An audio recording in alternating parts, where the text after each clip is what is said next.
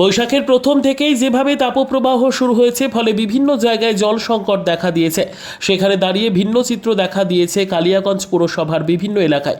পানীয় জল অপচয় হচ্ছে। পুরো এলাকায় রাস্তায় বসানো পিএইচই জলের ট্যাপগুলির বেহাল দশা। যেসব ট্যাপগুলি রয়েছে সেগুলি আবার বিফকক না থাকায় জল 3 বেলা পরে অপচয় হচ্ছে। যেমন পাশাপাশি ট্যাপকলগুলির বেহাল দশা, ফলে পানীয় জল নিতে সমস্যার মধ্যে পড়তে হচ্ছে পুরো নাগরিকদের। তাদের দাবি, পুরসভার উচিত ট্যাপকলগুলির দিকে নজর দেওয়া, যাতে পুরো নাগরিকদের 3 বেলা পানীয় জল পেতে কোনো রকম সমস্যা না হয়।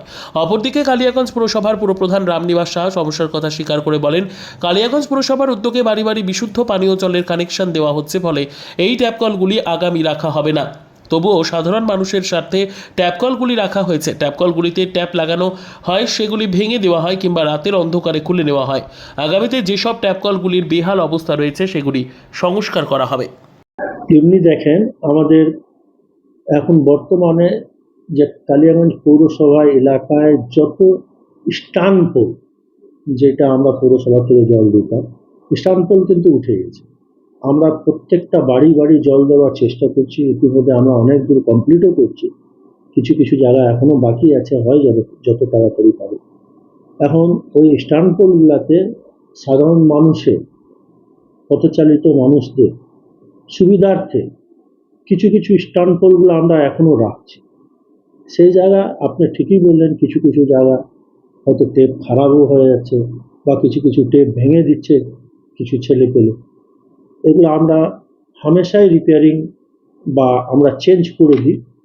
তার সত্ত্বেও যদি কিছু থাকে তা আমি দেখছি, কালকের থেকেই আমি লোক লাগিয়ে এটা আমি ঠিক করানোর চেষ্টা করে দিচ্ছি। নাম আলপনা সাহা। হ্যাঁ, কি ঘটনা? ট্যাপের জলটা খুব আস্তে আস্তে পড়ে এবং জায়গাটা খুবই নোংরা।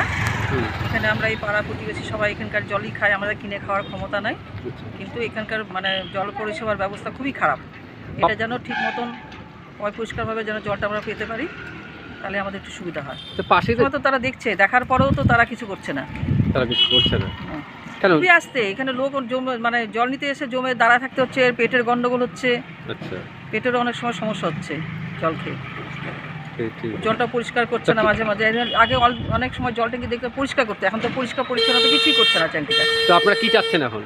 আমরা চাচ্ছি যে এটা এর পরিষেবাটা যেন ভালোভাবে দেয়, এটা পরিষ্কার পরিচ্ছন্নতা রাখে, ট্যাঙ্কিটা যেন মাঝে মাঝে একটু পরিষ্কার করে।